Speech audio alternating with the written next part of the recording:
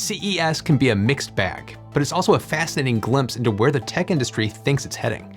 Beyond the overused trend of slapping AI onto everything, often to the point where it loses all meaning, there were several other exciting developments. Some of these ran the gamut from paper batteries to smart indoor gardens, and even to technologies that directly impact our lives and health. Surprisingly, nuclear fission and fusion companies made a notable appearance this year, and let's not forget the solar-powered hat. Yes, that's actually a thing. There truly was a bit of everything this year, but what should you really keep your eye on? I'm Matt Ferrell. Welcome to Undecided. This video is brought to you by Incogni.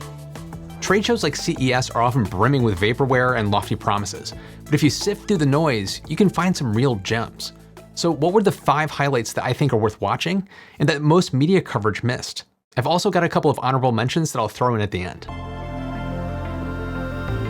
The first up is battery tech, and it's no surprise that battery technology grabbed my attention. It's always a hot topic. Now, 2 innovations stood out this year: lithium-sulfur batteries and paper batteries. Yes, paper. Now, if you've been watching my channel for a while, the name Lyten may sound familiar.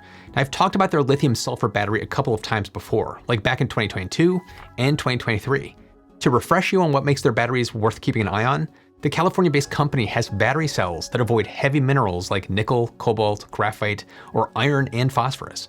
And this means it's about 50% lighter than the very popular NMC or nickel manganese cobalt batteries, and 75% lighter than LFP or lithium iron phosphate batteries at the same energy storage capacity, which is about 320 watt-hours per kilogram gravimetric density. The materials are also very easy to source, so it's possible to make them with more local supply chain sources. And they're expecting to break ground on a new gigafactory in Reno, Nevada this year. And while we're talking about batteries that are easier to source, how about sourcing paper? Flint, which is based in Singapore, has a mission to build the world's most sustainable battery. And what they have is kind of incredible. No lithium, no nickel, and no cobalt. It's cellulose-based and uses zinc and manganese. They're rechargeable and flexible, and the demo unit on display was kind of crazy. And they're also fully compostable at the end of their life. The company is initially focusing on consumer electronics, so think of small coin cell batteries or devices like smartwatches. But they can scale this technology up to much larger form factors down the line. I'm thinking of diving into this one for more of a deep dive video, so let me know if you're interested. That fully compostable battery leads me right into indoor gardens. I was surprised by the number of gardening or plant-related technologies that were on display this year. Now, I do not have a green thumb, but I'm very interested in trying to grow more of my own food, so these caught my eye. Hydroponic systems have always been interesting to me for the effective use of space and consistent growth that you get from them. If you live in an apartment or don't have a yard, growing your own food gets challenging, if not impossible. That's where Plantiform comes in. Now, while these types of systems aren't exactly new, how the Plantiform works is a little more unique. This system is fogponics, which is a subset of aeroponics, or growing plants without soil.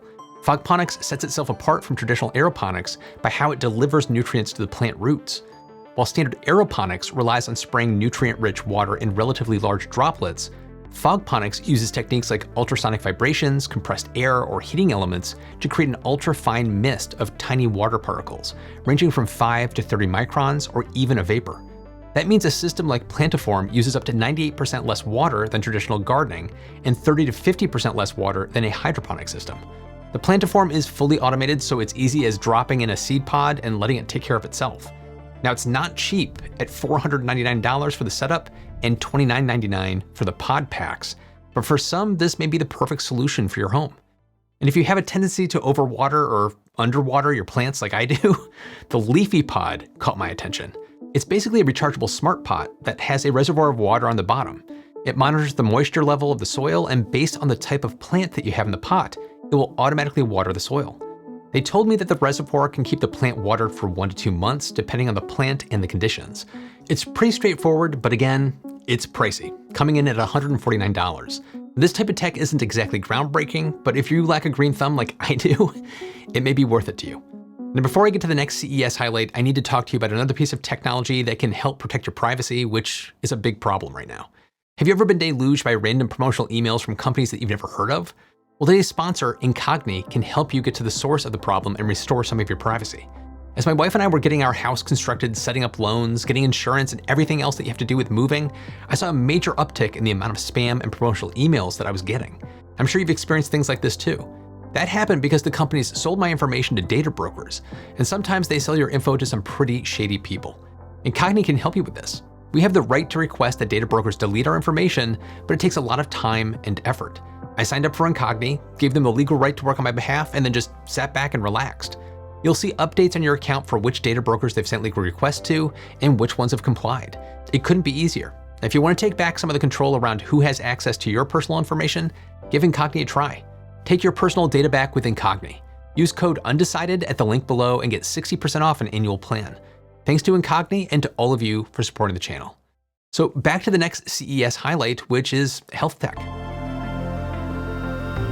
I kind of have an obsession with health tech, which doesn't come across on the channel all that much, or my physique, but the tagline of my channel being exploring how technology impacts our lives, you don't get much closer than some of the tech that I saw at CES. Historically, we've been kind of limited to devices that take our blood pressure and check our temperature. But with the aid of, dare I say it, AI and a wider availability of cheaper sensors, we're able to monitor far, far more at home now. Now, the company Smart Sound was a new one to me. They had a couple of AI, yes, AI again, stethoscopes, Skeeper and With a Pet. The Skeeper model is geared towards more home, pharmacies, and schools. The With a Pet is geared towards, well, your pet. They can listen to your lungs or heart to pick up on possible health conditions like murmurs and valves and lung crackles and wheezing. You can send the results to your doctor for further analysis. Adding on to that were a bunch of automatic blood pressure cuffs, which on the surface aren't anything new. However, these newer models are bringing more features and accuracy than older versions. Withings announced the new BPM Vision, which supports up to 8 user profiles, has interchangeable cuffs, and a built-in rechargeable battery that can supposedly last a full year. Now, what I find the most interesting about this and the entire line of Withings health devices is the optional Withings Plus subscription service. It gives you access to what they call cardio check, which means your results are checked out by a board-certified cardiologist on a regular basis for any issues. Now, I know AI is all the rage, but having actual doctors monitoring the data coming in from your health devices is a really compelling option. And building right off of health tech is what's happening with Assistive Tech. Glidance really jumped out at me for this year's show. And this is one piece of tech where the term AI makes a little more sense. It's a device meant for blind or low vision users to get around in the world without a traditional cane or guide dog. The little robot at the end of the handle is like an autonomous vehicle that will navigate you around people, obstacles, stop at curbsides, you get the idea. It can locate doors, stairs, escalators, and much more. You can use it a lot like how you'd use Google Maps. Tell it where you want to go, and it will find the best path to get you there. It even has a built-in speaker and Bluetooth functionality for headphones, so it can give the Glidance user audio feedback about what it's seeing. Approaching intersection 3 feet ahead. Sidewalk left, crosswalk ahead, crosswalk right. This kind of assistive technology could be transformative for so many people. It's really remarkable. And finally is the technology that's right in my wheelhouse, which is home energy tech. At last year's show, there were countless portable battery companies on the show floor, and almost all of them had modular whole home energy storage systems. This year, there weren't quite as many, but there were still quite a bit.